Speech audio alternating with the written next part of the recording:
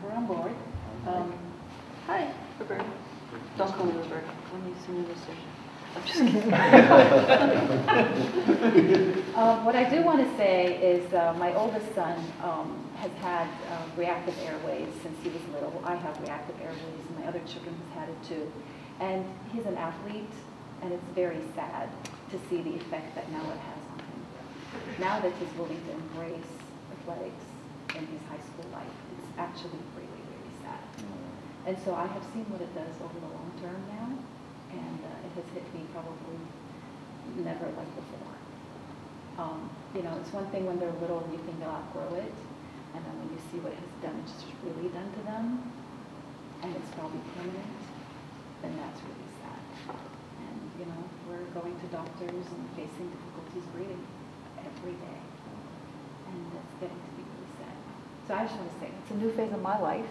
That's not where I thought it would be, you know, because I thought they'd outgrow it, but evidently there's a permanent damage that scientists are not really lying about. I think there's a lot of truth to it. So I'm very happy we're doing this. And I want to say that, okay, how do we go forward from here, is that Mr. Reynolds has been since he started being here, a week after he got hired, he was at Marino doing a site visit with our superintendent, willing to take a look at this issue and deal with it seriously. And so we are I think we're blessed with a new administration and a new direction and a new attitude, and we're very happy about that. So I'm sorry, could you just tell me what your position is? The Assistant Superintendent for Business Services. Okay, good. So you know math? The new math or the old math? Some old math. school. Cool. So, as we just sort of begin to get you all caught up on where we're at now, you know, we've done research and all of that and figured out that we need to address this issue and tried to see what other schools have done about it, and we've gathered this research, but it really became something, we could do something with it when Dave and Mike decided to take us seriously and do something about it. I don't know, right? Security. Are they at the door? Security, I think. And so about a month ago, maybe, we passed to them all the information we've gathered to date. And then we went to a meeting about 2 weeks ago where Dave and Mike and Ms. Familia was there. And Ms. Familia has been supportive of us all the way through. I want to make sure we say that. And Stefan and I were there. And Mike had looked at our website, had gathered things that we had talked about when we walked through, and had a punch list of a lot of points that he had put together, which are points he believed we need to look into and go further with, and look at as we deal with this issue, something that no one has ever attempted to do before for us. And so, thank you. So the next thing that one of the things that came up out of the meeting is that we're looking at mitigation, right? We're looking at what can we do to make air cleaner in the classrooms so children are exposed to that air less. We may not be able to take it away, because we can't take the cars away or the freeway away or move the school, but what can we do to reduce their exposure, to reduce the health effects? And there's a number of things that we talked about. Phase 1, we've been doing the inside of the classroom cleaning. We need more parents to get involved. We please ask you to get involved and ask other parents to do it, because it helps to eliminate what dust came in, so it doesn't get resuspended and adds to the concentration that the children are breathing, the concentration of particles in the air. But another issue is what can we do to clean the air as it comes into the rooms? And the approach that some other schools have done, that is recommended by the Air Quality Management District, is to filter that air. So we have gathered some research about what type of filters and what have other schools done, and we forwarded that information to Mike and Dave. And as we embark on this process, which will take a lot of action on their part that they're willing to take, and I think, definitely, Mike, maybe you can tell us about it. I just want to begin telling you what we really are here for, too, is we're also having to approach some scientists to use resources that are available, to use people who have a lot of knowledge and experience, to check the impact of these filters as we install them, see if they're effective or not, for example. Okay? Now, there may be other questions we may want to put out there to try to get answers to. And that's what I would like for all of us to think about today. But Mike, would you mind sharing with us some of the things you're looking at I'd be happy implementing or contemplating implementing or doing a feasibility study about them? And then we'll go to, maybe people will have a little moment to think about what questions they'd like to answer. That sounds great, Rania. And let me say first that our superintendent, I was literally there, I've been here about 9 weeks. And my first week, Dave, how many of you know Dave? You know Todd does. He goes, come on, Mike, let's get in the car. We're gonna go over to Marino Elementary School, and we're gonna talk to some people about some concerns. So that was my introduction. I came out here, and Dave, he ran his hand down the slide, and he looked at his hand. It was all black, and it was obvious from talking to everybody that there was a real concern here. And so Ronnie has been terrific in providing information. The website that Ari has worked on, that Stefan has worked on right here. Stefan, yeah, has, and it's been very valuable because this is a new topic for me, and so I was able to get up to speed. I think pretty well, much faster than it would have been. I did a little independent research, but the website was terrific, the content and the website itself. So I'm kind of like a punch list kind of person. And so we came up with punch lists based on, actually this is the punch list I came up with at first, based on everything that I'd read on the website and what all of you had shared with me. And then we met, what was about a week ago, maybe 2 weeks ago, Ronnie, to kind of go over the punch list. And I have a bunch of notes. This is how I think. I call it a memory map. My boss calls it scribbles.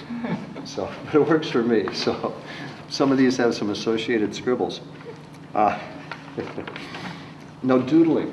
Excuse me, Todd. Yes, doodling is what Dave refers to my notes. But at any rate, and he loves it because I'll pick up any piece of paper that's lying around free and start doodling my thoughts. Okay. So anyway, this is where I'm coming from. First was item 1. Was an overview of there's 15 items, and I'll go over each one kind of briefly, and then we can talk more about them, the ones that are particularly relevant. Number 1 was overview of the goal, and it's, as Ronnie said, mitigate, and then I have a list of things that from the website and from research that I found may or may not be present in the air because of carbon emissions and whatnot from automobiles going very closely by. I think we're 50 feet from the 405 or something at the closest point. Mitigate potential benzene, carbon monoxide, nitrogen dioxide, total nitrogen oxides, acid vapor, elemental black carbon, primarily soot from diesel engines, ozone, and ultrafine particulate matter. And I think, Ronnie, you might have a little more information on which of these might or may not be present, but I think it's the ultrafine particulate matter. I think the carbon base, it was kind of our main focus. That seems to be of concern the most. Yeah. To scientists. Then item 2, that was item 1, was kind of identify the scope, what we're trying to do. Item 2 is, and this was something I came up with, and Ronnie have had some discussions on how some of the experts that she knows and is in touch with may help with this. This is a business manager's approach, okay? This is how I think. Okay, so I had purchase, and I'm sorry I didn't bring copies of this. We could make copies if there's a copy machine close by, but at any rate, purchase air pollution. Well, you could share the summary of the meeting that we had sent to you, which was sort of a distilled version of it as well. That might be more, yeah, that might be better. We're pretty close. You want to see my punch? Okay, well, this is. I think they'd love to hear from you. Okay, good deal. So my idea was purchase air pollution monitoring stations. I cut right to the chase. But the idea was to accurately measure and continuously monitor existing indoor and outdoor levels of these items. And the idea was to kind of, before we start any particular mitigation measures, was to find the baseline of where we are. Right. Then as we try things, we'll know whether we're lowering the threshold of these or we're not. Mm-hmm. You know, sometimes there's a solution that's just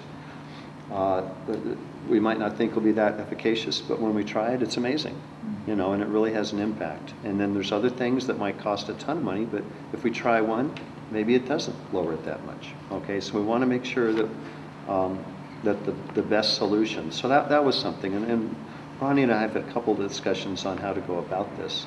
To me, it was just like easy. We buy a monitor, but then there's so many variables. And Ronnie has kind of educated me beyond this list, to put it mildly, in the most wonderful, supportive way, too. I have, let's see, contact Crystal Castadina, basically a rep at IQ Air, to identify, then bid or purchase via piggyback or CMAS, which is a way to purchase items. AQMD recommended IQ high efficiency particle absorbent air filters for use in the blue unit heating systems, which I think are part of our system at the moment, and they could be retrofitted. So the idea that Ronnie mentioned was, as the air comes in, it's heavily filtered through these AQMD identified high efficiency filters that IQ Air is the company that represents. And John Ellis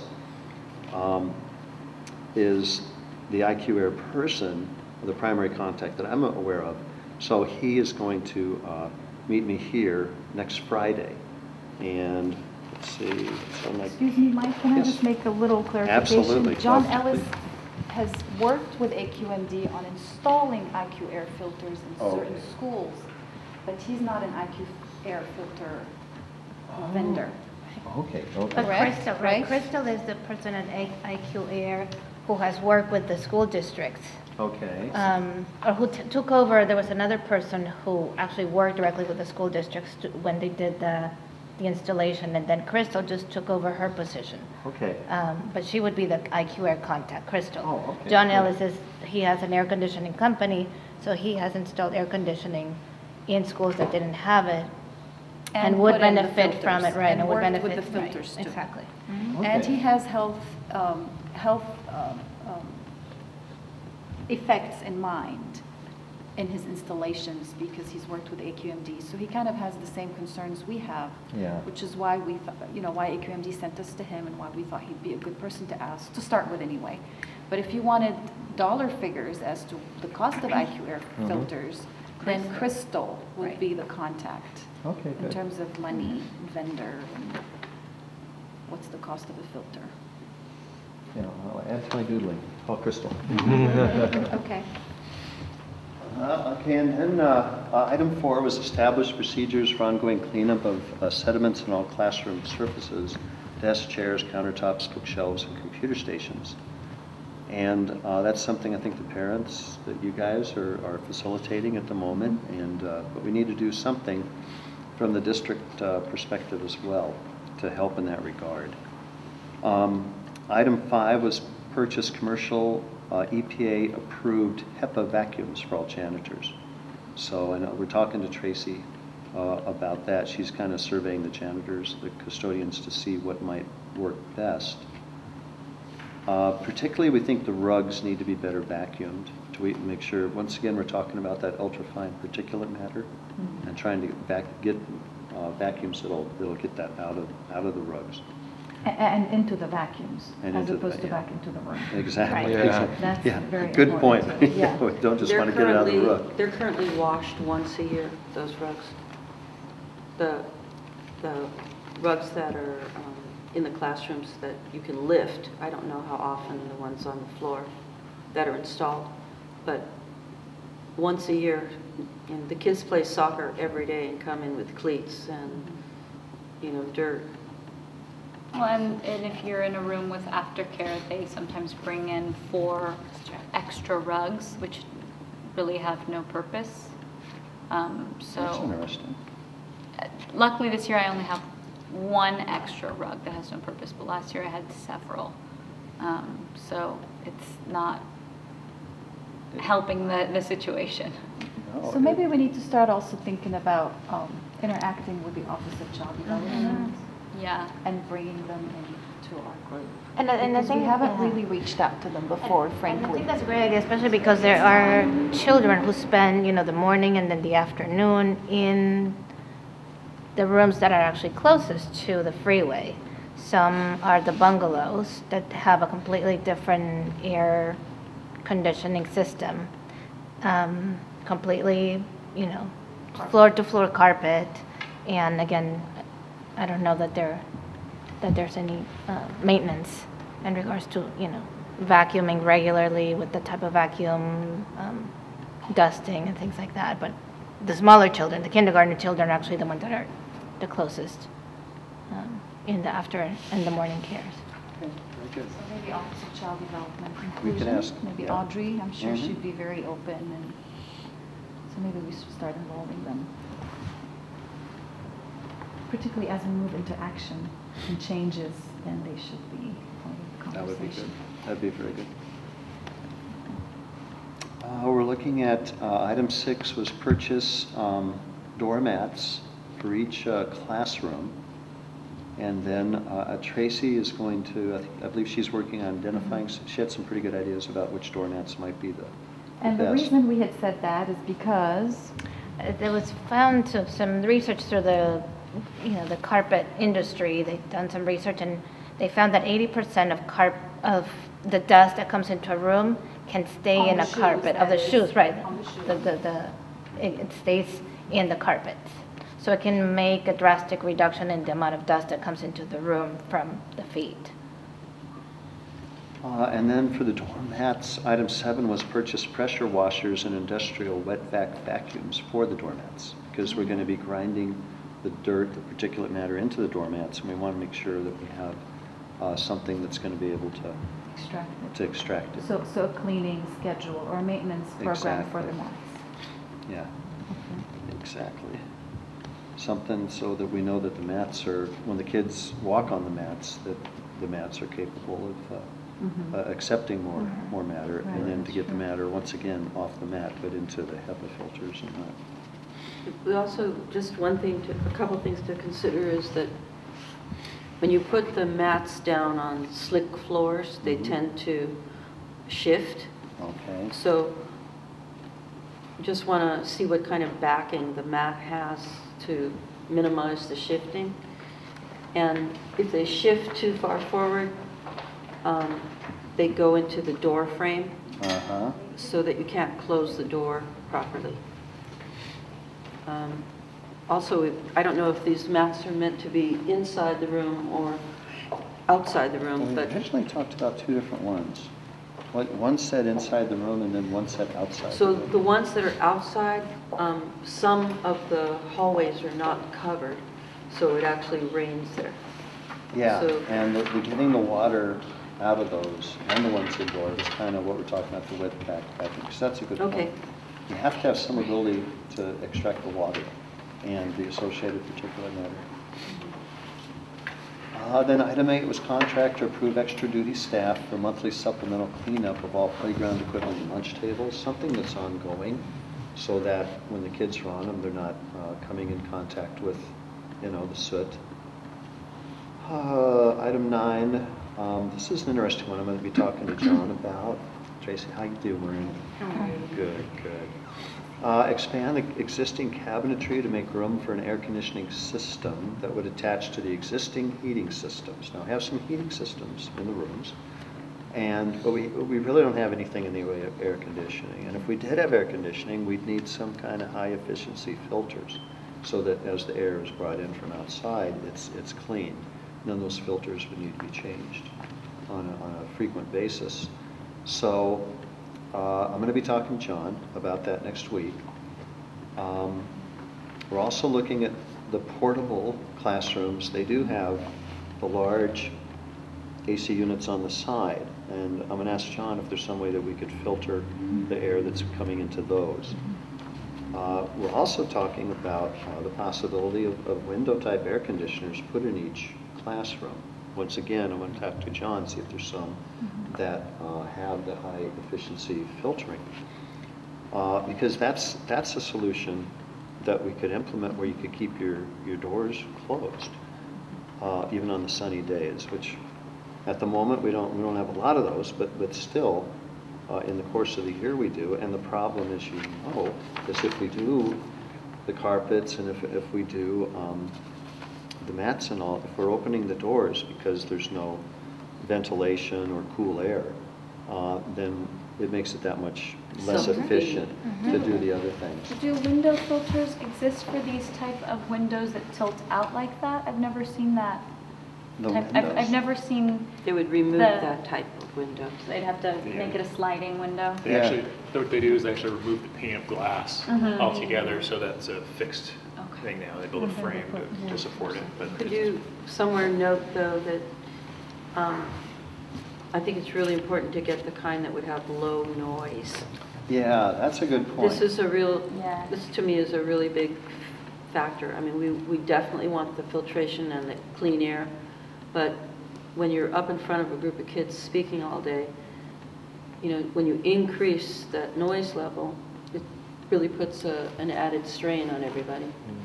Yeah, even kids who speak very softly, when we've got our filters in the room, it's, you can mean the hear heater? that they're Heater. not the heater. Many of us have little pillar Oh. shaped filters, and that's even less noisy than the heater. But a lot of them can't be That's- heard even over those pillar filters, and those are the really soft-spoken children. Yeah, But I when we have put on a- the heater, it's A very soft, kind of low, quiet voice myself as far as volume goes. And I know that everybody in the room, if anybody's making any noise or if AC is running, nobody can hear what I say. It's true. It's very true. So, yeah, Thank you, so Todd. I'm putting that down as one of the concerns that as we approach partners to help us with measuring things, studying issues we're concerned about or that we need assistance with as we bring in intervention, noise is something that I've already put as something that needs to be And it included. is something that actually AQMD and IQR have also looked into, and that they looked at the different schools. And that was one of the requirements when they looked at the different filters and companies that. But they looked at. we have our own heaters, which was not part of their studies. Mhm, And so we need to look at our own The heater plus situation. the- Right. Or whatever AC will be brought in, that's another issue. Because, I mean, our heaters are there and we could put filters in them and it might be very cold outside, but if it's too noisy, they won't get used. It won't filter the air and it won't do anything. So we need to look into that, and there might be some retrofitting that may need to happen to the existing heaters, and that's something that we may have to look at. Item 11, and this was something that I picked off, I think from the website, I think. Purchase street signs saying, please turn your car off while waiting. When parents are waiting in the street, if their cars are running, it's adding quite a bit to the issue. Item 12 is identify and repair any building leaks that allow air indoors. Kind of goes to the window question a little bit, because we basically have to seal the classroom in order to clean the air and keep it clean. So that goes along with the HVAC idea. Item 13 was contact LAUSD and Long Beach USD to research AQMD supported and recommended air filtration and heating cooling system utilization. And so, I think Wilmington is a good start. and I'm going to add Wilmington to Because the that's the list. latest, is what I've heard from UCLA, and they are going to give you the most up-to-date information. Excellent. Item 14 was apply for modernization funding to maximize our financial resources.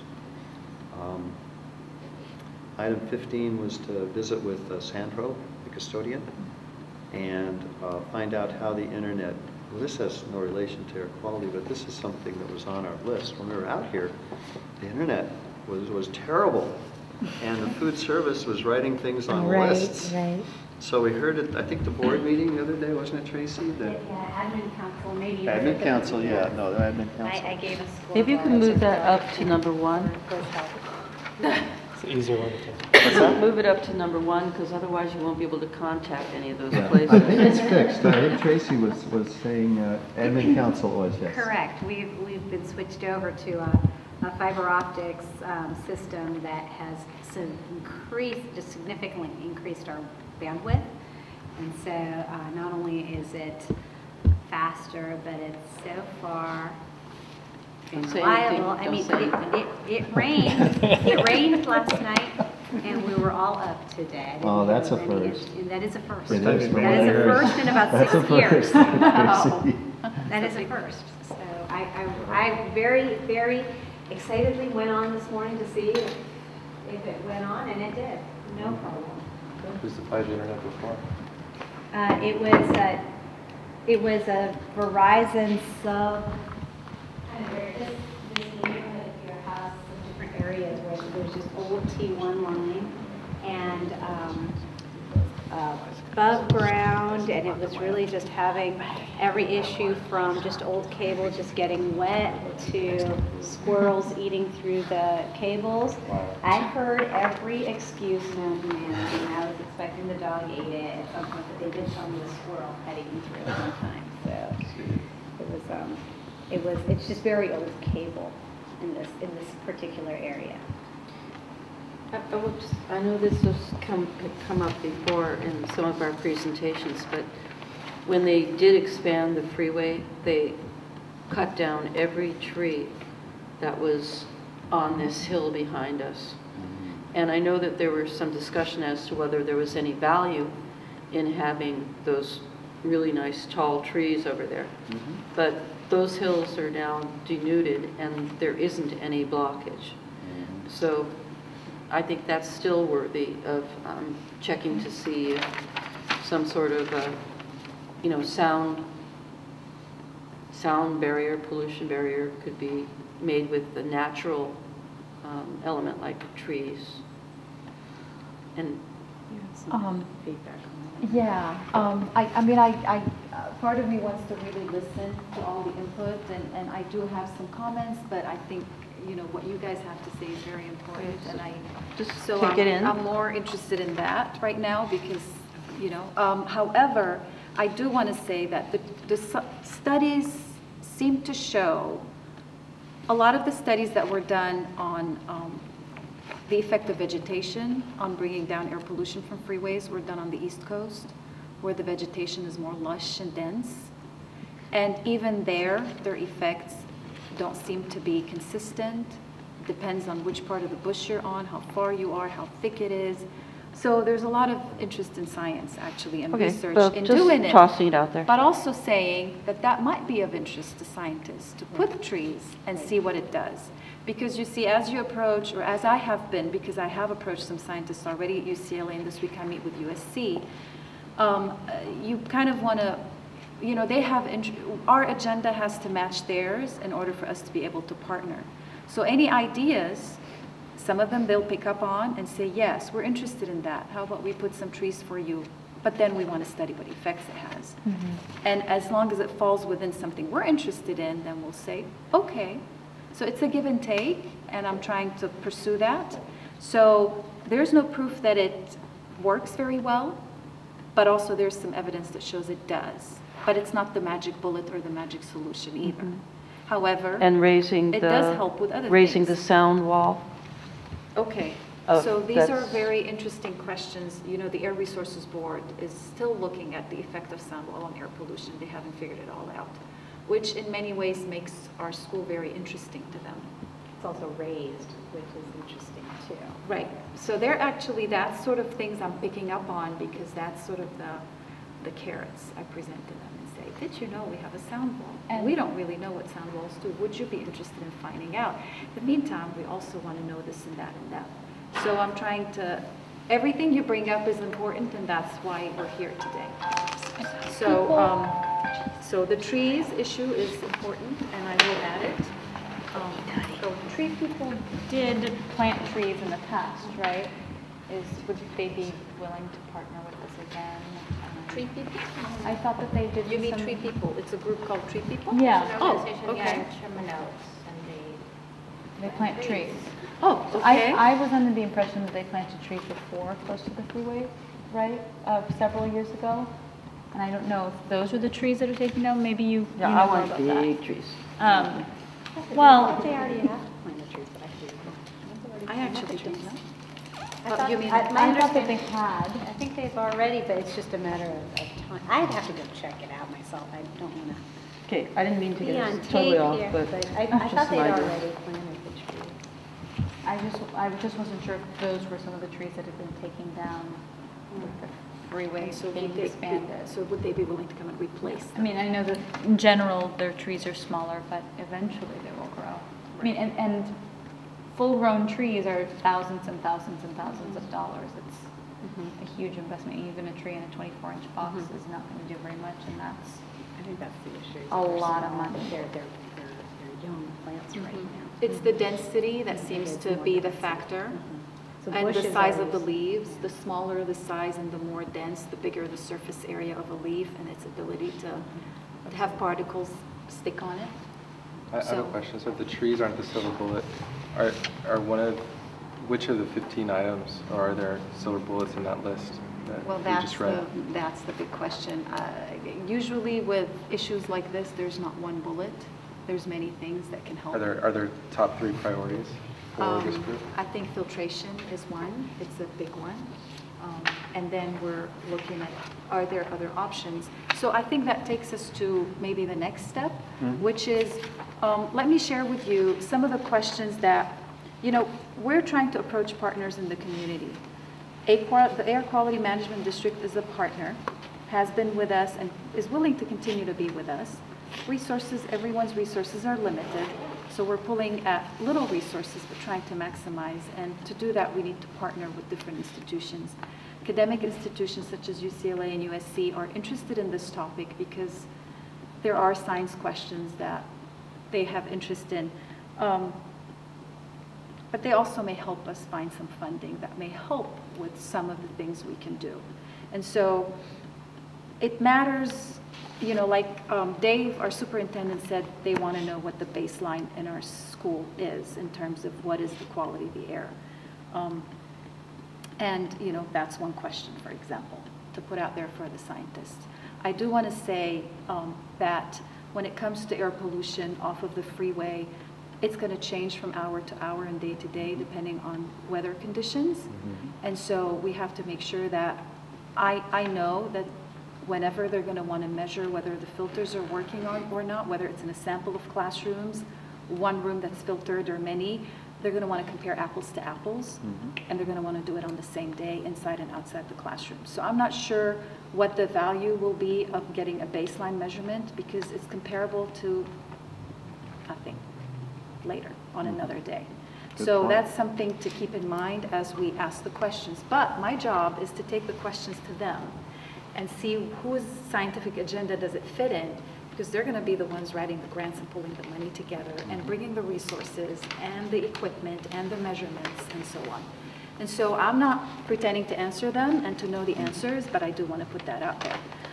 The other thing that some of you already know that if you've been with our group long enough, there are no standards for what level of particulates should be in the air in a school next to the freeway. There are actually no standards at all anywhere in the nation for ultrafine particles, which we believe are the most damaging part of freeway pollution. And so we're working with,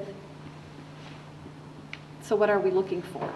And that's why we're trying to reduce exposure. Whatever it is, we want less of it. We know it causes health effects because they've looked into that, but what exactly causes it and what magic numbers should we avoid, we don't know. So we want to reduce everything we can as much as possible. Filters help reduce it indoors. They're on the playground also. So understanding how the air pollution changes as we move away from the freeway is important. The literature says it drops as we move further away. We don't know because of the sound wall if that's different for us. So that's the second question that's come up through emails and through our meeting with Dave, is what is the picture like in terms of pollution at different spots in our playground areas, so that we know maybe we need to change where we have PE, or maybe we need to approach something differently. But just understanding what they're exposed to may help us make decisions that will reduce their exposure. So these are the two big questions that I've heard. I just had a comment. When you say there are no standards, I just thought of the last page of the LA Times to show green, yellow, daily what the air quality is. So they're able to measure and put, green for good, red for bad, and every color in between. So what do you mean when you say there's no standards? There are different measures. There's different things in air that can cause health effects. And what AQMD typically measures that they call yellow, red, and the alert levels, they look for ozone. Ozone is something that will be produced as you travel away from the freeway that we're not even worried about here. But they also measure particulate matter, but only as low down to 2.5 microns. We are looking at 0.02 micrometers in terms of our interest, something that they don't measure. I see. So it's not that we actually don't fall in an area that would have issues with bad and good air quality days because we have that breeze that comes to us from the ocean. So we have very good air quality, except because we're right next to the freeway, we have issues that come from the traffic. That's very specific. And it's a smaller, I mean, like Ronnie's saying, we don't have the issues with the bigger particles with the ozone. We have a lot of issues with the smaller particles, which are actually the most damaging one, because those are the ones that are able to get very deep into the system, right? So we have a particular situation.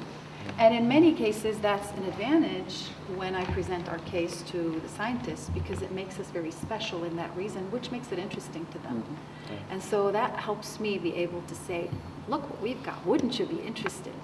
They can have it. However, it's important that I present to them, if you're going to do this, here's what we want from you. Here's what we're interested in, because they know, well, they know, I make sure they know, that unless our community gets what it needs, we're not interested in what they have to offer, because we want from them what we want, but it's also an opportunity for them. So it's a give and take. And that's what I'd like that we continue to talk about, is what are some other questions? I can go on with telling you what other questions have come up. The issue of noise has come up in terms of when you're going to measure whether the filters are working indoor and outdoor, would you please measure noise as well? Because maybe those filters are great, but I'm not running this heater, it's too loud. We should also mitigate. So that's something that I've added to the list that now I want to make sure is included in the measurements when they're taken. Definitely. It's a good point. So that was an excellent point, which we hadn't thought of I think we before. also have to look at external noise. I mean, I don't know if there's any mitigation that we can do, but if you just stand outside and just listen, you don't need refined measurement implements to hear that there's a tremendous amount of external noise. And then when you think about having all the kids out on the playground, adding to that noise, several hundred kids, it's pretty deafening. And one of the reasons I close my door all the time is because I really can't hear the kids talk when the door is open. So that's... Another effect that was mentioned was what are the effect of the following factors on air quality at El Marino? Time of the day of the week, and the season. It may be that before a certain hour, things are worse out there on the playground. After a certain hour, they're better or worse. So that's another factor that we said would be of interest to study. The other one was, well, the distance from the freeway as it relates to pollution on the playground areas or all the outdoor areas. When we were going to look at new filters and if they were going to help clean up the air and their effectiveness, meaning it's going to look at the drop in change in air quality inside versus outside. With the already existing filters, out of curiosity, I think we might want to put that out there. And then with the new filters, I think that's something AQMD has done before. And they're going to bring in their methodology so that we're consistent with what they've done with other schools. Because we also feel like what we're doing hopefully will help other schools get to this a lot quicker than we have. They probably will even have less resources in many other schools. So we want to serve as a model for others as well. So they're lending us their measurement tools? They cannot lend us measurements. They will. It is actually very, very complicated. And the sampling program that will come out of the discussions will be very dependent on the kind of questions we want to ask. That's how it works. You design the questions, and then they design a sampling protocol to answer the questions. And the sampling will be things like, for example, maybe at a minimum, let's say you're looking at 6 classrooms spread out through the school. You're looking at 2 monitoring stations per spot, so that's already 12 samples. My expectation, looking at the methodology they've done before, would be samples that are run all through the day, so that we're getting a sample of what children are breathing in throughout the day that they're here. It will also be data that will collect real-time measurements so that we can see if there's any spikes or peaks or parts of the day where things are worse or better. And then you've got some quality control samples that go on. So you're looking at perhaps a minimum of 25 samples with 14 people running the sampling maybe in one day.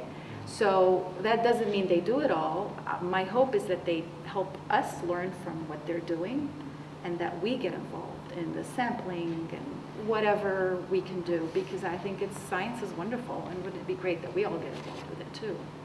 Or they can just do But it it's and not tell a me. station that you just put somewhere and it collects, because it has to, some samples will be measurements of particle count, some will be, there's infrared, there is some optics that go on into calculating numbers of particles, but when they measure for volatile organic carbons, that are things that are also indicators of what comes from the freeway, depending on what they choose to study, these things are going to be sent to a lab.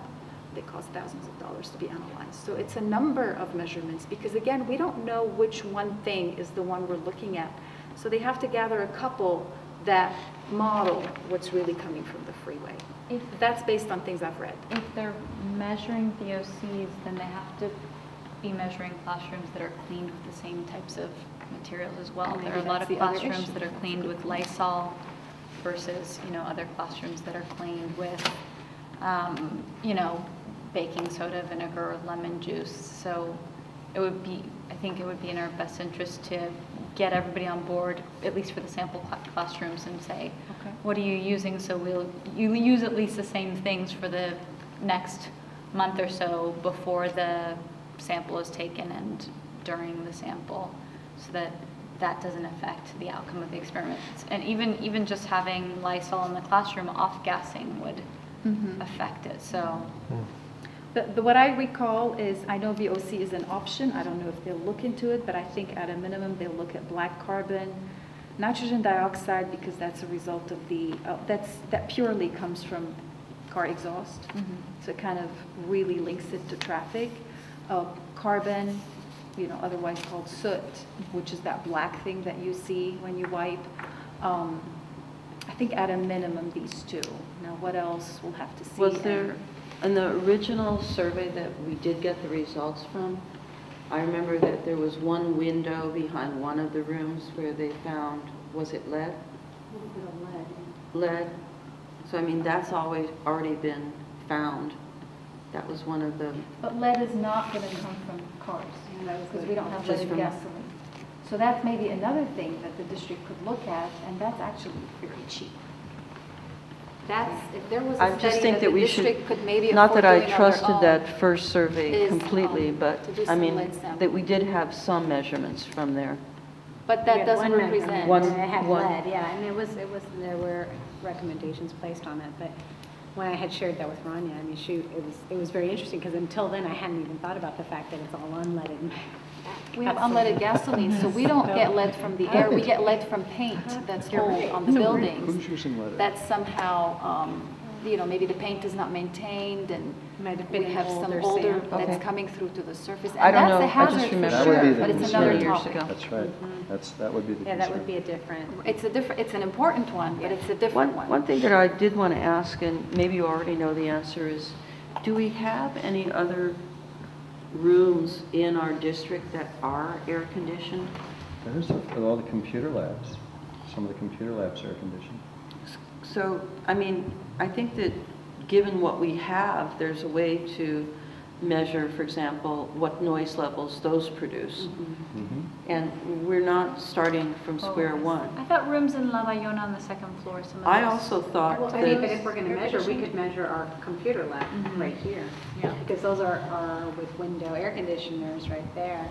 And so and we you could can maybe measure. change the filters, for example, if we have regular filters there, maybe just start by putting in the better filters in that room and measuring before and after, that might be an apples to apples kind of comparison. But it won't be the representation of the whole school because we have classrooms that are closer. No, but So just for that one. Yes, for that location, yes, but I think we need to have a few spread out as we, across different distances from the freeway, because I think that The bungalow. my would be prediction is that drop is going to be much more dramatic, close to the freeway, and it's going to, You're just talking about there's sound. going to be less No, of a I'm drop. talking I mean, about the assuming the filters literature is and- all right. Right. It's a prediction. Sound Well, so actually it'd be is interesting not to bad. check the air conditioning So- in the bungalow. But it would be interesting to know, we've got it, how's it doing?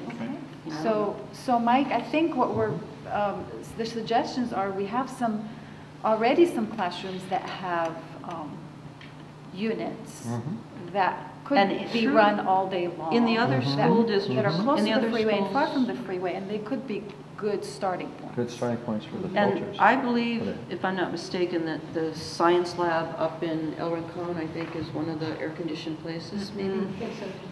No, La but Bayona. what's the point about going to the other schools? Just that you already have some air conditioning in place, and it might be good to see if some of those rooms have less particle matter or they have more noise than the adjacent rooms.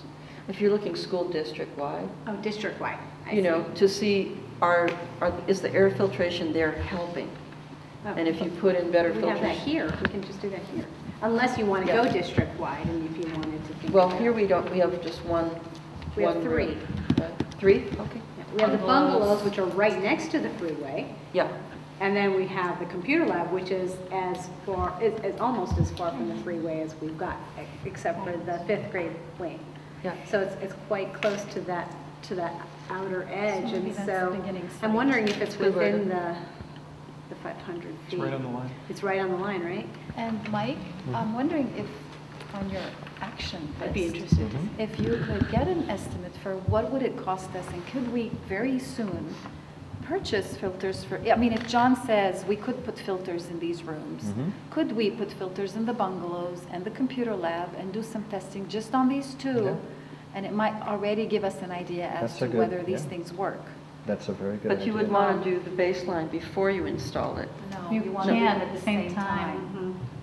You wouldn't want to know. Same day, inside, outside. Because otherwise you're comparing apples and oranges. The conditions outside right now or today at 12 o'clock noon are different than the conditions tomorrow at 12 o'clock noon. Because wind matters, you've got vertical mixing of the air, horizontal mixing, temperature, humidity, and they all affect. So the baseline sort of helps when they're done simultaneously. Well, you could do two rooms that are Not right on next the to day. each Talking other. about internal, the inside the computer lab. Would we be able to tell if there was like more dirt, more particles? Sure. While we have Oh, the before? existing air conditioning, and then compare it to after After you you have the Yeah, high-quality and I think they want to do filters? that. I've heard that that's what they traditionally do. They do it with the old filters, Mm-hmm. they inside outside, then they do with the new filters inside outside. Mm-hmm. And AQMD already told me that's what they would do. But it would still, I mean, if you make one measurement on a day where there's a lot of particles, and then the next day after the filter, there's not a lot of particles. I mean, it may be. It's the drop. It's the relative, you're looking at the drop, the reduction rate. Right. So let's say In the one room particles versus drop by another? 50% with the old filters, it drops by 80% with the new Okay. filters. It doesn't matter. When the same day, like. It doesn't matter that they be on the same day, but inside versus outside has to happen at the same time. Okay. Same thing with, if we're going to do the bungalows near the freeway and the computer lab, they have to also be done on the same day, otherwise it's going to be. So your comparison is inside versus outside. Right, so that Okay. brings us to measurements is going to be a complicated situation. If we're just doing those two situations, we're saying we're already looking at 2 for quality control, maybe 6 samples, So not to say it's a problem, just to kind of put it in perspective that, a little monitoring station that you move around will do absolutely nothing in terms of what does it mean from an exposure perspective or intervention perspective or. Unless you have years of data. Right. If you have huge data sets, then it means a lot. But if you're taking, 10 points or 20 or 30 even, you still have, it's not a lot. Can I ask you 2 questions? On the, When they brought in the law that you couldn't be able to build a school within 500 feet of a freeway, has anybody looked at that law to see why they determined at that time, why they determined 500 feet? Like what were they measuring that made them go, okay, 500 feet is the reasonable, or if it was just, seems like a good. No, the reason was, there's two things that happen parallel to one another that led to that. USC has been leading a children's health study, and it's led by Rob McConnell, who I'm talking to on Thursday at 1 o'clock. I'm very excited about that, with his whole research team, so I'm really thrilled. And he's fantastic. He's a pediatrician, and his interest is children's health. And he's in the Keck School of Medicine at USC. And so their interest is children's health, which is something that I think is important. But they have been following a cohort of children that go to school near freeways, looking at their asthma attacks, rates of bronchitis, loss of school days due to respiratory illness, and loss of and lung function. And they've been tracking them over time. Now, when you're studying human populations, that's kind of the best kind of study you can do to look at health effects, is following them over time. And it's very costly, of course, but the kids are now, that they've been looking at for maybe 6 or 7 years, or 8 years even, and they've learned that there's loss of lung function, there's increased asthma rates, increased rates of bronchitis, and so on, in kids that go to school or live near freeways. So that is where a lot, it's not the only study, and there's been other studies done too, but this is the largest scale one. And this is where the health effects, as it relates to proximity to the freeway, comes. so was that law born out of that study? Now, parallel to that, there's been scientists who have looked at traffic air pollution and how does it look like as you move away from the freeway. And if you looked at some of the data, I'd be happy to share with you, you'll see that there's a curve that comes out of many studies that shows that pollution very close to the freeway is very high, and it reaches background level at about 900 feet away from the freeway, but that steep slope stops at about 500 feet. So the worst exposure is where under the 500 feet curve, or within 500 feet from the freeway, and about 900 feet it reaches background levels. Now this is, in general, how it is exactly at El Marino with the sound wall, that may be a little bit of a different picture, but under what kind of the literature seems to say, all of El Marino is pretty much within 500 feet, so we could be a worst case scenario. We're not sure how well the sound wall protects us, which makes us an interesting testing site, in a sense, but it could be protected.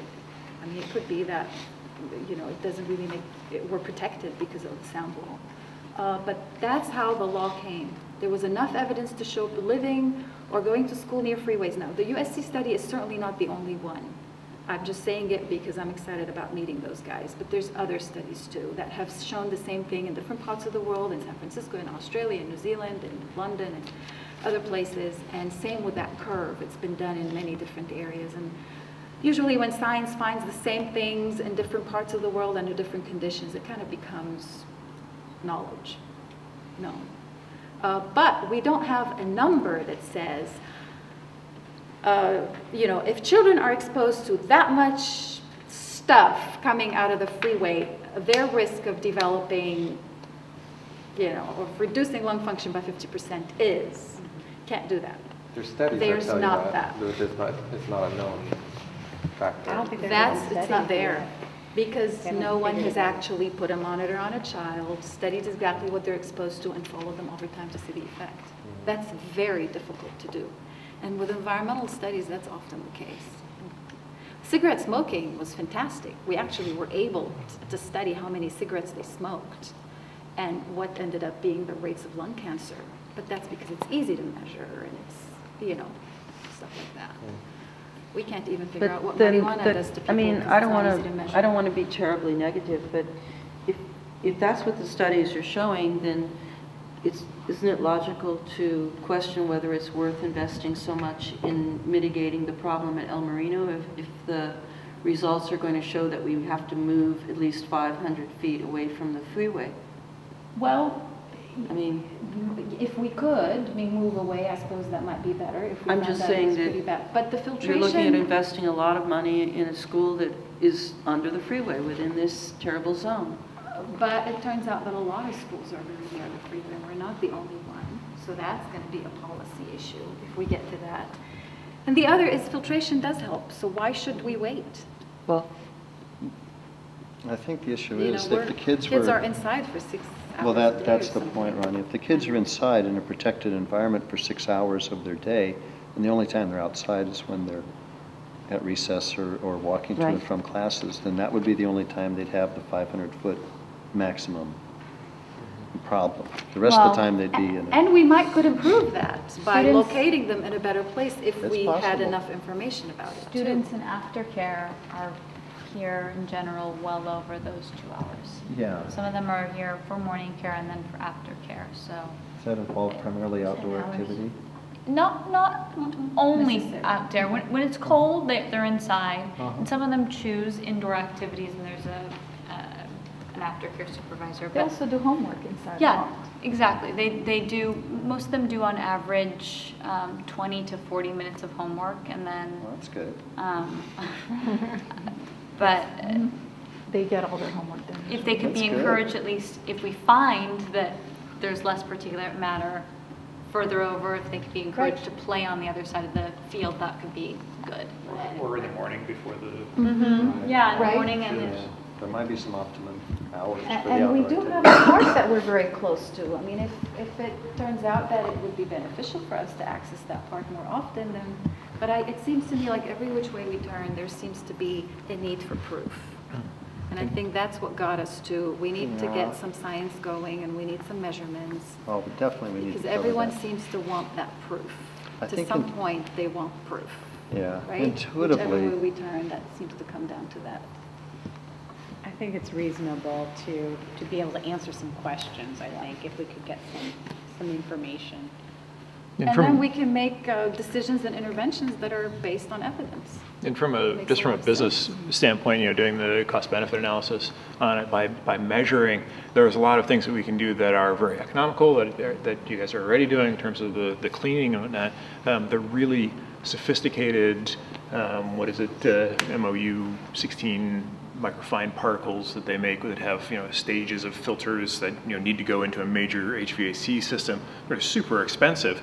So if we can test a bunch of things leading up to the very expensive one, we can get to a point where we can go, all right, we're hitting a lot of diminishing returns. At this point, we can get a 5% improvement for $1 million.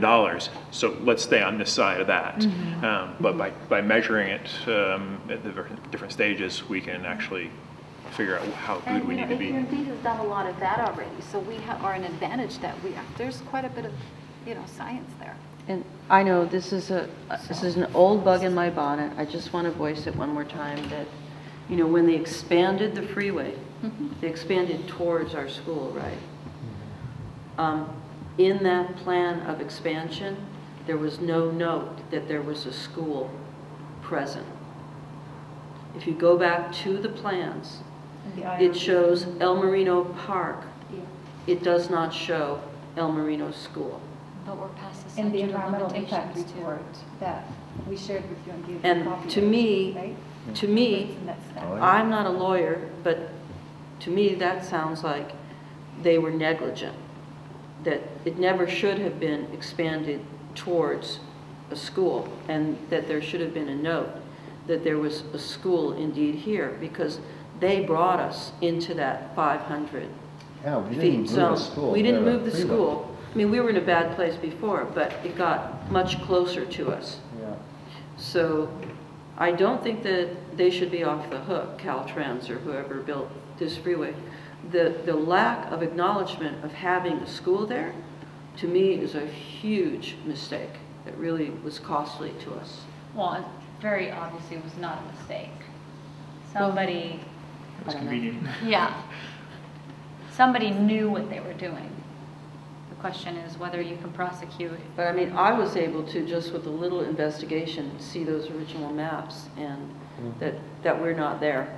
Yeah, Rhonda's done a lot of research into that very topic, into the environmental review period there. And Brenda, I also wanted to ask, I've been hearing recently about the EPA, I think it's probably Cal EPA, about new regulations about soot. It just came out like in the last day or so. Have you heard anything about it? I have not heard. I just got something from the Sierra Club. Right. I didn't read the article. Yeah, I looked into it, yeah. I know that one of the really sad situations is that AQMD was instructed by the EPA a long time ago to put monitors of air pollution, ozone and particulate matter going only as low down as 2.5 throughout the city or the basin, but they were not allowed. They were particularly instructed to not put anything near the freeway. I guess because it would, I don't know why, mess up the picture, bias the picture. And the NRDC, the Natural Resources Defense Council, has been the one who sued the ports of LA and has helped the schools in Long Beach get their filtration, have been suing the EPA for that. And they're beginning to think about putting monitoring station near freeways. And that was something that came up. Perhaps we could have a station close to us in that big plan of things. And that's something that I'm throwing out there as we talk to the AQMD, that perhaps we could be another site. And of course, we get something in return, and that's what I'm trying to really go after is what can we get in return? And so the more questions we have and the more concerns, not to say they can address all of them because it has to fit whether the grant writing or research agenda or whatever, but you can't get something when you don't ask for anything. I've been talking to the couple of researchers I've spoken with, is there's going to be some immediate things they can do now, maybe not a very extensive study, but something that can at least answer the question, will the filters be of any help at all? Mm-hmm. It may not be a representation of what are really the children exposed to, how does it look across the playground, because that may take more resources and more money to get it done. But what I'm trying to ask for is, can we just get a couple of classrooms done with the filters so we can go ahead and have a reason to purchase the filters knowing they work? Yeah. Them in the ones with air conditioning, put them in 2 rooms that don't have air conditioning, maybe 4 classrooms or 5 or something. Could we just purchase that? Would you be willing to find how much it would cost? Absolutely. To purchase maybe 5. Absolutely. So that we have something that they could do right away, because I think they have resources for a little bit. Good. AQMD said they can do a little bit of a quick and dirty work. I So know maybe, UCLA has Rania, some maybe you equipment, guys could. but it won't be the big picture, and it won't. I think it will help them write their grant. Maybe a small You know. core group, then Tracy and you and Culver City Unified and business aspect, get together and make what you're suggesting concrete, and then approach AQMD.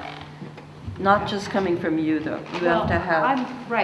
You have to have After I meet Thursday buy-in with from- USC, I think I'll know who the players may be. And then we can put AQMD with the scientists that seem to have an agenda that matches ours and have a talk and bring in Mike and Dave, who said they want to meet with AQMD already, and begin with what's the first step, how can you help us so that we can move with our mitigation, and then do more studying to continue to answer questions. And I hope add to our resources on campus. And maybe with other schools too. I don't know what else they're interested to do. I think one thing that we could do on the Science, health, on this side of the business department is build our list of supporters also. You know, if the parents perhaps could get more parents to sign the list of support, and the teachers could get more teachers on board, because when you go to write that grant, you want that in place. You don't want to start gathering signatures and, you know, support from the neighbors and so forth. You want, to me, you want to have that ready to go when you go to fill in your grant. It's true. And think of what other things we can do, you know, get other grants from other people so that we're in place and ready to go. And we don't have to say, oh, well, now we've got all this data. Now we have to go find how to write a grant. And the grants are for the filters or the air conditioning? Study. Or for the study? Okay. I don't know how much it would help with the filters. I think don't know. I think that's the tricky part. We may need to see what the district has available. We may need to fundraise. Grants coming from health scientists typically will not cover an air conditioning or filtration. It may cover everything to study about how well they work and which is better and the impact on health, but it won't necessarily cover the material to buy the filter or the money to cover the filter. But that's where you have your modernization funds that you can tap into, right? Yeah, but it's matching. So- And we may need to, I mean, that's where we turn back to you as to how much money will you be able to come up with, and perhaps we can phase it in, as we said, maybe can we purchase 5? You Yeah, know, like quickly, like very soon after we find out what works? Like really? I'll call Crystal tomorrow, Like and we'll literally. get someone, I'm talking literally, we'll get someone ordered tomorrow, and we'll see which ones work the best. and- Ask John, you know, which Yeah. rooms should we begin working on? I'll Because call he John knows again. the AQ, he knows, he's been part of studying, doing the studies. Mm-hmm. So which rooms should we choose? What do you suggest? That sounds good, yeah. And then we could do the noise studying too. The noise will be pretty easy, that's an easy. The one. noise is easy. The noise is probably the easiest part of studies because these are very passive monitors. They just sit there, we get the numbers, there's no analytical methods going on into that. That's the Good. least expensive. Well, I'm optimistic. Thank you guys for all your hard work. Well, thank you for your input. So timeline is maybe look into Tomorrow. cost of filters. I'm gonna call Crystal tomorrow and place an order for some filters. You should talk to John first, because Yeah, I our would talk to systems John aren't going to be first. set up to take the filters right off. Right. Yeah, Like John, well, John and I, like I said, we have a meeting a week from tomorrow. Mm-hmm. I can call him back and get some recommendations for what to run by The Crystal. specs. What Crystal Yeah. said is that she went, in something that, I don't know, maybe, Ms. Pamela, you can help with. One of the things that Crystal had mentioned is we need to find what are the existing filters that we have. Okay, And so they will know, because they will know then what size of filters we have and whether or not the filters that they have would fit. Because if they don't fit, they would actually have to come in and make modifications to where the filter is sitting. So, but that may be some information that may help when in I think that's John gonna be had good. that It sounds like information Crystal a little and John bit. are critical. Yeah, John, when he was talking, it seemed to me like he was talking about a little bit of retrofitting involved in order Okay. to put those filters in. Okay, good, But he Tracy. didn't make it seem like it was going to be, he Wouldn't be made it sound insurmountable. like doing the air conditioning part would be a big deal. But he Yeah. said the air filtration part he thought was a pretty doable thing. okay, well, if we can, I'll call John again tomorrow and tell him that, you know, in advance of our meeting, I'd like to see if he has any information on the existing sizes of the filters or the existing areas that filters might go, and then I'll coordinate that with Crystal. It shouldn't take too long to figure out what's going to work. I think And between John and Crystal, we can come up with something pretty quick and start putting it in there. We can see what the noise levels are, and then we can hopefully get the scientists to come out and say, hey, And I'm You know? hoping to be able to bring them in January to do some testing because that could help us getting started on doing some more sampling Yeah. that they might be interested in doing or other things to look at. I That'd think the be great. playground picture will be a bigger picture to assess, that sounds good. so they'll need to spend more time on it. I just want and to do so on. something. Okay. Well, you know what we're learning is one little We step like at your a time. Thank you. Can I put something out there too? What came out of the meeting with Dave and Mike was they were interested in also looking at what's the effectiveness of other mitigation, like bringing in better vacuums or bringing in mats versus no mats. And I don't know if there's other strategies you can think of that might be helpful to keeping I dust think the levels down in a vacuums is a classroom. very big priority here. I've seen Sandra trying to take 4 old vacuums and put together 2 functioning vacuums. And that's pretty creative thinking, but that doesn't mean that they're working well. And then unfortunately, they're not HIPAA vacuums. They're just regular. So they're blowing it back vacuum into the that room. blows- Yeah, so Especially the that's not- smaller that's not particles. helping. Okay. And even particles that will say they have a HIPAA filter are not necessarily the ideal ones because you want to make sure that the vacuum has a very tight seal. All right, what's your phone number? She's done a lot of the research on that. You know, there's something that I'd like to share with you guys. You know, we talk about vacuums and phase one and cleaning the classroom and the surfaces and the mats.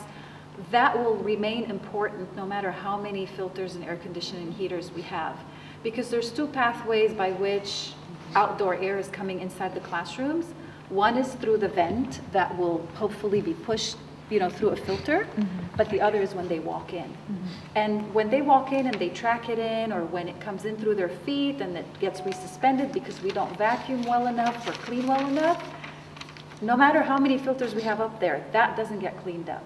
So both these things have to continue to happen. So if we're getting better vacuums or cleaning the classrooms better or do anything else that might help keep the classrooms cleaner, that's always going to be helpful, even if we have good filters. I had a question about the microfiber cloths. Do we need extra people to wash those? I turned mine in weeks and weeks ago.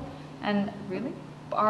my person, every week, she comes. She's very diligent. The aftercare is pretty good and I'm pretty good. But I don't know if, I would be willing to do a monthly wash if you need an extra laundry machine or. We would appreciate that. Yeah. We are trying to do it, the three of us, ourselves, and I think we run sometimes out of resources just because life gets in the way. So if we can have more helpers and more parents get involved, the bin is in the workroom. If you take it, wash it, bring it back to the classroom that it says on the Ziploc, that'd be great. In the cubby. I think the one thing to keep in mind is you don't want to put clean cloths back in the Ziploc because the Ziploc bag is wet Dirty. and we don't know what's in it. So just keep the clean cloths outside and put them in the, So we would love where do the help. teachers get the clean ones? We bring them back to them. Okay. We That's keep track the of, missing link. Okay. Are you missing? Yeah, I don't What have are- my microfiber cloths. oh, Okay. and is it not in the orange basket out there? It's sitting in the orange basket for a long time. It was sitting in there for a long time. Somebody I took it. haven't checked it recently. You know, if there's no bag, then we don't know which classroom it came from. It just was in our room 15 bag. Then it should have been returned to you. Okay. Okay, so room 15 doesn't have microfiber cloths. No, we've been using other things since Well, then. we want but- you to use the yeah. cloths that I the know. PTA purchased, so we will Micro- provide you with, okay, room 15 needs cloths. Okay, I can't miss the voice, so I Okay, room have to bail. 15 needs cloths. So, have And my then I guess priorities. it's just the one kind of bit of feedback I've gotten from some wonderful, you know, people parents who've come in to clean is that the feedback has been that it's been easier in those rooms that are less cluttered. yes. Okay, I really have to leave now. But I do think that we need voice to is raise calling. that as well, that somehow, I think it becomes a bit of an air quality issue as well when we're talking about doing all the things we can do to mitigate the dust. And the more things we have, and I will be right there in my office, everybody knows, you know, the more things we have that can trap that dust. So no, item 16 is Senora Sergeant retiring. You know, actually, There'll be Mike, less there pollution. is, and I'm not sure where that conversation came from, but again, it's from different teachers and parents. You know, the blinds in the classrooms. They've never been washed. Never been washed? Get No. cleaned. Maybe once a Because they're year too or- sticky Never, and ever. all the particles stick to them and they don't know how to get the, And then I've gotten in trouble when I've told my custodians to do it, and then they get the things wet, and then The whole classroom's wet. and then the teachers come back to me and saying that they got their things wet, and Poor Tracy. Should have like a parents cleanup day or something. We all have room parents. But we have to clean out the rooms then, that's the thing, and the rooms are very rarely is it completely cleaned out that we're Could we able to take down the clean. blinds and take them somewhere to they clean? maybe? could, but they're Then put 'em high. back They're very when high up, maybe I 20 don't feet. know, that's Wow. that's not something, they're like that for Are sure, they? because Okay. they're those kinds of filters. They've got to be removable though, because how did They're they get them high up there? They're high. I'm, So it's who's going to go up, Are they bring metal? them down, you know, Senora mitigation. Sergeant. Right? But that is So I something- think, you know, as we're talking, as Deep we're cleaning part of over the the summer. UPCC group, I think as important is it that we come and voice our concerns and be active in presenting our concerns at meetings. I think we need to get involved in action as it happens. And there's a lot going on and where parents can get involved, and that's maybe something that UPC can promote. I So just not want just to, working with administrators, but working with parents and getting the job done. Yeah. Which is Uh, really Ron- hard. It's a very small group. Getting the job Well, and done also is what is the almost hard part. The Talking about holidays it is and the people easy are part. shopping and. I just also want to say on a positive side, for example, you know, our custodians are doing a very good job with Yes, what they they have. You know, my room is washed down. I mean, it comes with a mop and is mopping it every night. And that's amazing because I've had many years where that was not happening. And very you know, directed and really makes a good effort. Great. Plus, when I ask him to do special things, you know, he's willing to do it. It's important for us to give compliments where they're deserved. 'Cause I'm sorry, I went before I forget, but one of the things that I wanted to mention was also the possibility of, for the rooms that have carpet to carpet, including the library, removing the carpet and just having floors that can be easily cleaned and do not have to necessarily be, you know, have Collecting dust mites. right, yeah, and collecting lots of particles. And we had a meeting on December the 5th where we had a presentation about microfiber cloths and why they're better at dusting than the other kind. So without getting into all the details of it, we've also learned that mopping with microfiber cloths is better and at picking up particles than with the mops that we have. So and that's probably not too big of an investment to have microfiber mopping mops. yeah, the mops are For the kind of floors. gray. And I don't know how many of you use it, but I use it at home too, and it does work way better. You have a microfiber mop? Where is it from? Oh, you can buy it. Do they make underwear like that? Oh, I gotta go. All right. I refer to it's time for you to know my Vanya, we should take the time to let anybody speak that hasn't, you know, it's kind of like. And if anyone has any more contributions, please keep on sending them because, I mean, Olivia, you live on campus. You're not paid, but you work here. But you would get a salary if there was such a mechanism for that.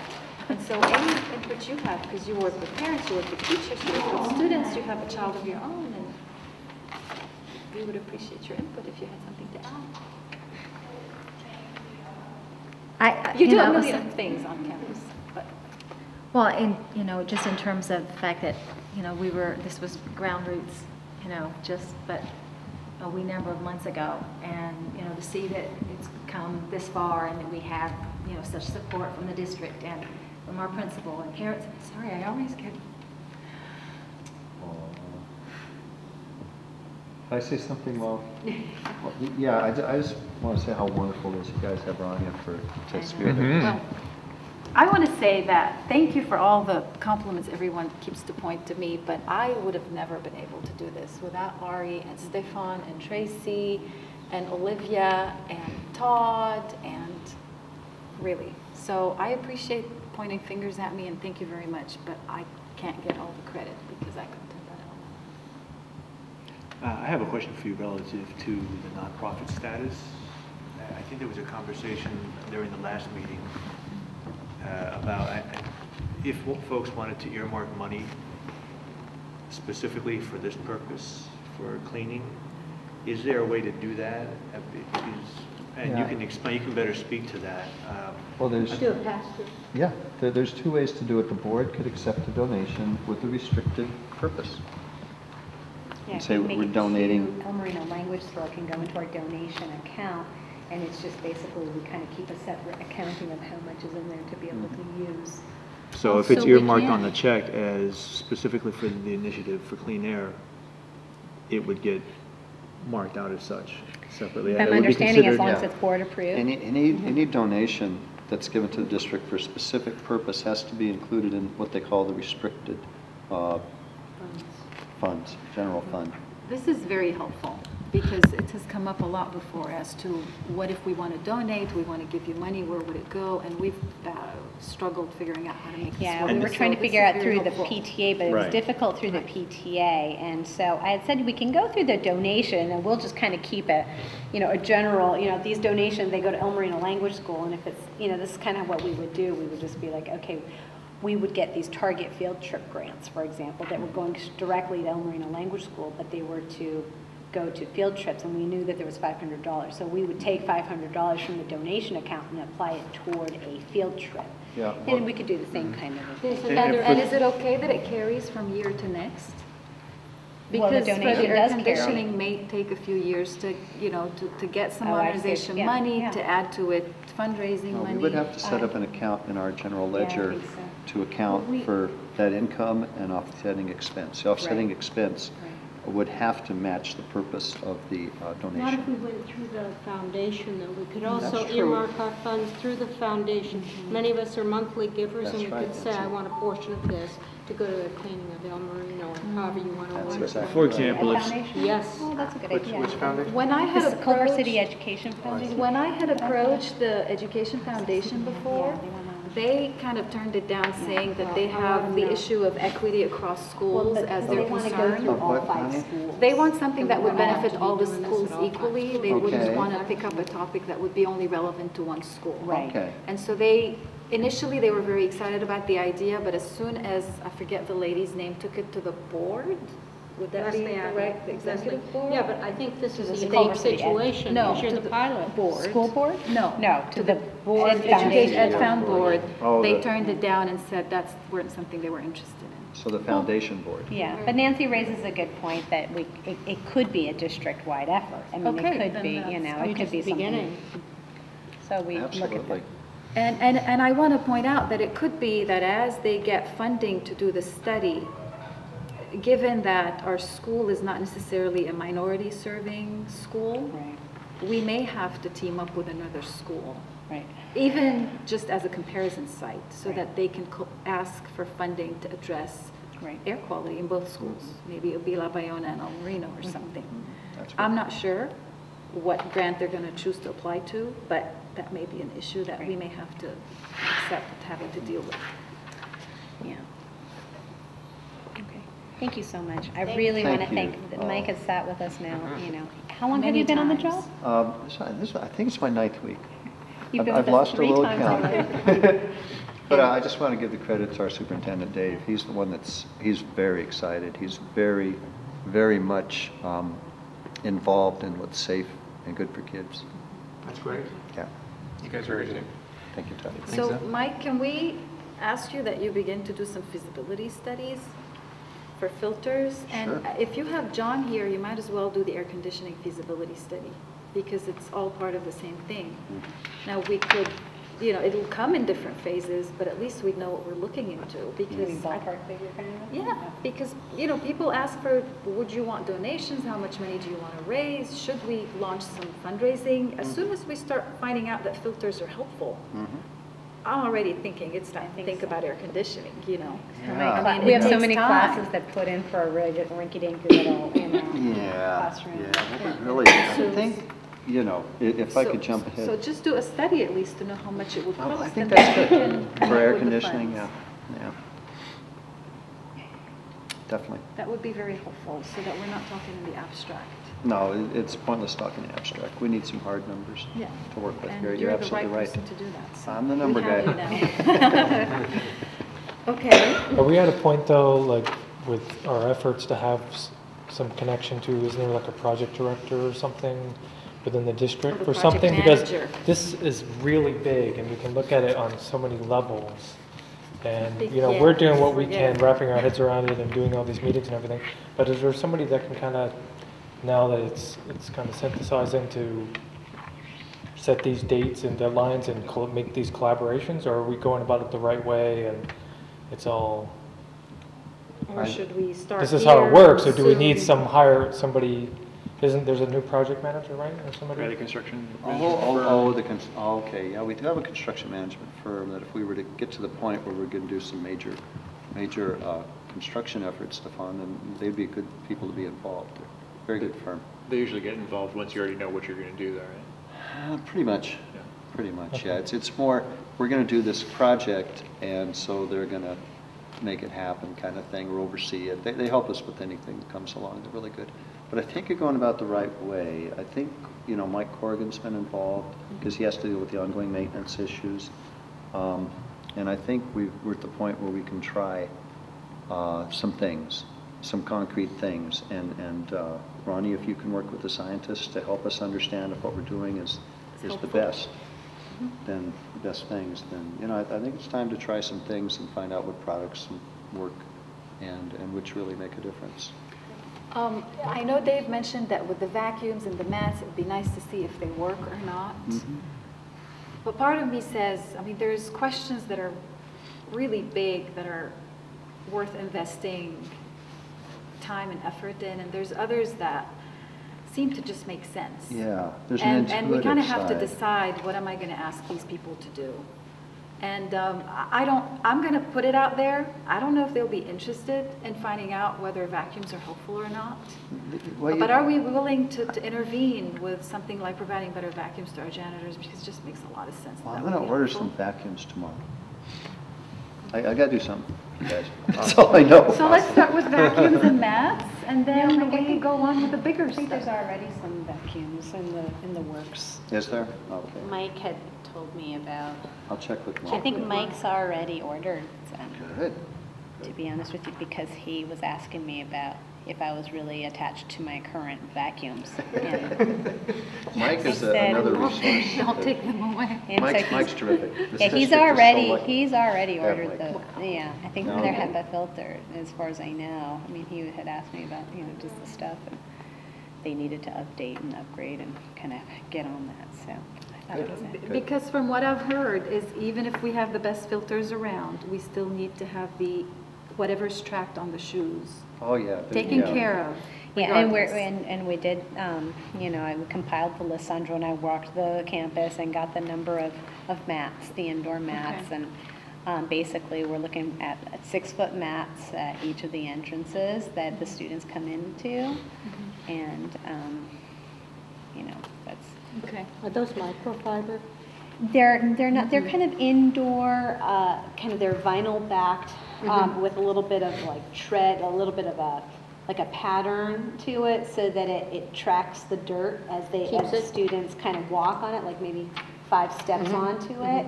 And it's supposed to be quick drying so that any of the moisture just kind of leaves. So, there are some things that are standard out there that. And one suggestion that I had, and I think you mentioned it, is having a conversation with the custodian, just including them in the conversation. Yeah. Because I don't know what type of vacuums we're going to get, but if it's something that is extremely heavy and difficult to maneuver, and they've already have their little, the basket of trash, they may not be as motivated to vacuum as often, or maybe just physically unable to do so. Maybe a discussion of what their input, of what they think is something where they would actually do it, because we may buy the best vacuum, but if it's not used properly or as often as it should, it could defeat the purpose too. And And we we want have to them be to be. careful. We have limited resources. We want to make sure we use, that's what you're saying, make sure we buy the appropriate equipment. Right. And, those recommendations about the mats and the vacuums came from EPA, Tools for Schools, for improving indoor air quality. So we didn't just invent it. Oh, no. So it's not like we're thinking it helps. Right. They've recommended that that's what, to improve indoor air quality in schools, that's something that ought to be done, particularly where air pollution is considered to be a big issue. Yeah. You're saying it's like brushing your teeth. You don't really need to do a study. Just figure out if that's good. Somebody's already worked that out. Right. Just do it and move on. Well, and it kind of depends on your investment. Good If it's just analogy. a couple of vacuums, do we really need to put that much effort into figuring out? But when it comes to filters and air conditioning, then it's a lot more money, and perhaps we do need to figure that out, Right. You kind of like have to weigh which battles you want to fight. That's a good point. Do we hit all of your items that you wanted to? I think we have a lot of information and a lot of, the whole noise issue hadn't come up before, so that was very important that we added it in. Yeah, the issue of other schools came up a lot in some communications we've gotten via email. And there was somebody that mentioned that in, I think, La Bayona, on the 2nd floor of some schools, they had to clean the classrooms every single day because there was an issue with the ventilation and it brought in some kind of air. And it was just because of how the ventilation system was built. I don't know. Maybe that's something that if we could look into. I don't know. I'm just saying that if we end up having to partner with another school, there might actually be very good grounds for, you know, helping some other school with their issues or looking at their issue. Within the district. Oh, yeah. Right. Oh, yeah. Well, we Clarify. have our own Yeah. mix, you know, diversity in our district. We don't need to go anywhere else. And Tracy, we want to better communicate to the community in regards to the questions. Like we invited people through the email e-blast and that kind of thing. But we were thinking if we had like a box at the office and we gave out, you know, a question form or something in each folder for every student to take home, so that we make sure that every parent was involved in this communication, not here, sitting here today. They'll get to see this video, just not me in a bucket. But just so, you know, we have to kind of set a time when we're going to close questions, and so that you can have everything for the scientists to move forward, and questions will arise from their scientific and academic backgrounds. But just so we have the parents, I want to make sure that's always been my important part of the Would group. it be, would you prefer some sort of a survey monkey or? I don't know if that was effective. I was going to talk to Jim about the walk and rollers, if that worked out well for him. He did a paper survey. I I do have one last thought that I'd like you guys to The school's very expensive computer here. So yeah, survey monkey or paper, or what seems to work better for our school in terms of communication? And do we need to have it in Spanish, or is English just fine? Japanese, or? Ideally, to have it in 3 languages Okay. is, I think, representative of what we try to do here. Okay.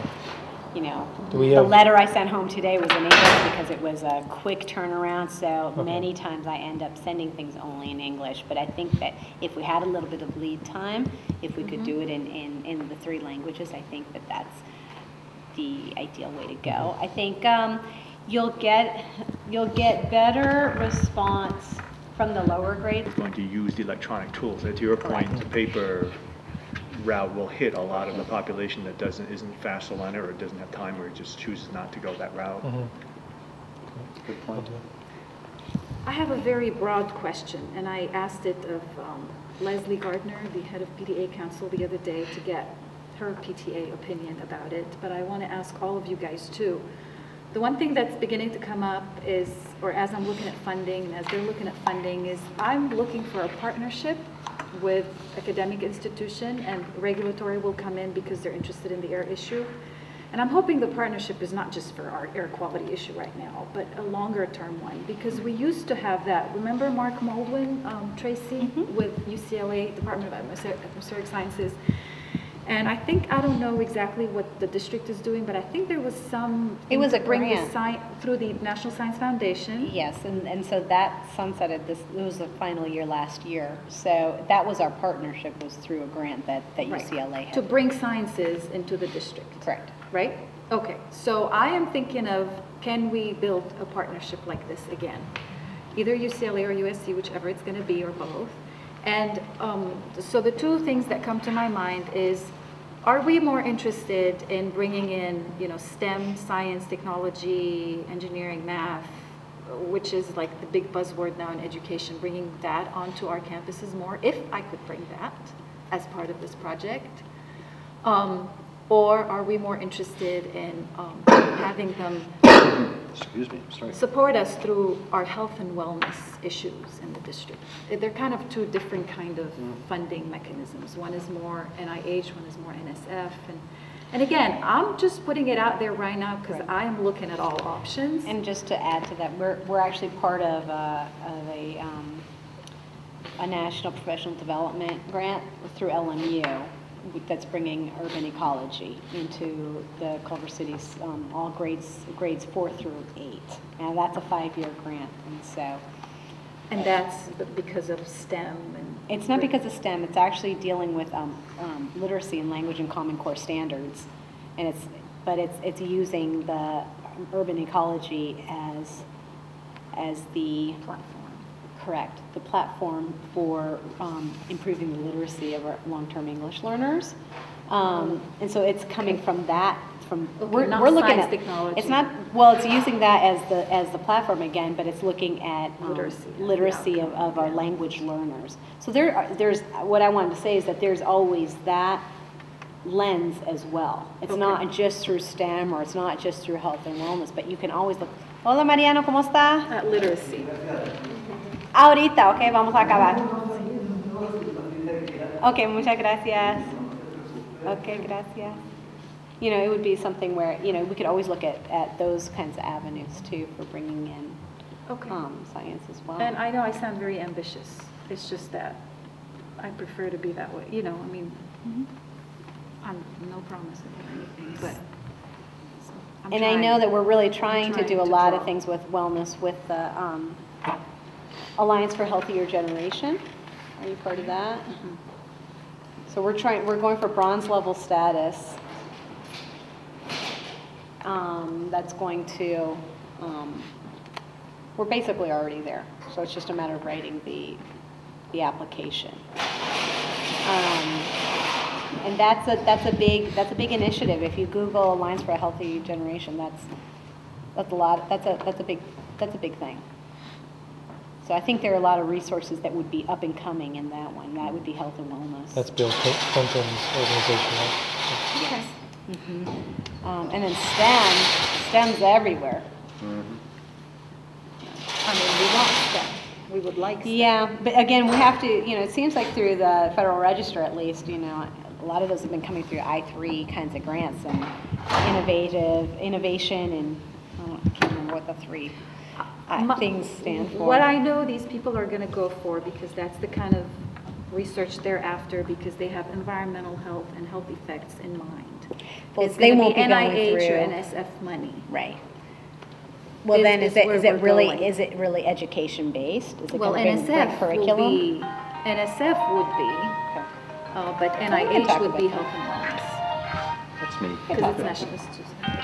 But NSF is National Science Foundation. So it's two different. Right. Well, that's how UCLA got marks. NSF. Yeah. Okay, I'm sorry, I just wanted to kind of get any pearls of wisdom on that, in case Well, it came I up. think Elbrin Con is really going STEM, strong in STEM, are they not? Yeah, that's their focus, definitely. See, Rania sees the finish line for this project. She's ready to take on finish. others. It's just the beginning. Exactly. There's no finish. I don't see a finish. There's no finish. I see a door open. Milestone partnership finishes in. and something leading to more doors to open. Absolutely. Opportunities for improvement for the whole district. But That's thank you wonderful. because Thank you. That's how I see it. That's wonderful. I really want to thank you because I think you'll bring a lot of hope to a lot of the parents at the Oh, school thank you, Ira. who, you know, for many years have made their decision to come here has been very difficult. And but the school really makes up in some ways for the freeway being there. You know, the school wins. It's an over the amazing freeway school. being there. I just had an But- opportunity to attend a few, just kind of walk through some of the classes. It was amazing, the educational activities going on. I've never seen kids so wrapped up and involved. It was really eye-opening. And I also want to bring up that the health issues are there. And we have them. Yeah. Oh, that, absolutely. I mean, how much and how it compares to other schools, that would be an interesting point to figure out maybe one day, but they are here. I think, you know, we hide them well. They are here. We hide them well. We What's have a group amazing of that- parents who are very, you know, it's, you know, who do take the time to address health issues in their children, and had that not been the case, I think the problem would have been much more exacerbated. So the health issues are there. Absolutely. We shouldn't ignore them. Absolutely. That's the one given, isn't it, Rania? And I should say that I haven't had the time to spend time in classrooms in the other schools, so I'm sure that they're equally It's time. engaged as well. It's time. It's time. Are we done, right? Thank you. Thank you all very much. Thank you. Thank you. Thank you for the long. So we're moving on. Mike, this is for you. We have a gift for you. Thank you. And it says, it's not AYCA. We just printed that and it came weird like that. But that it's a 4? Advocates for Clean There we Air. go. I had a feeling that would. Thank got you. it. Thank you. Thank Just you. thank you. And I love That was Clean Air. fantastic. Thank you, Rania. I will wear it For with your pride. amazing comments. This was a very productive meeting, and we would love to hear from all of you listening to this today. So if you have any comments, please go ahead and submit questions to our website. We would like to hear from you. Any questions you would like to see answered, any concerns you may have about the issue of air quality and El Marino being close to the freeway.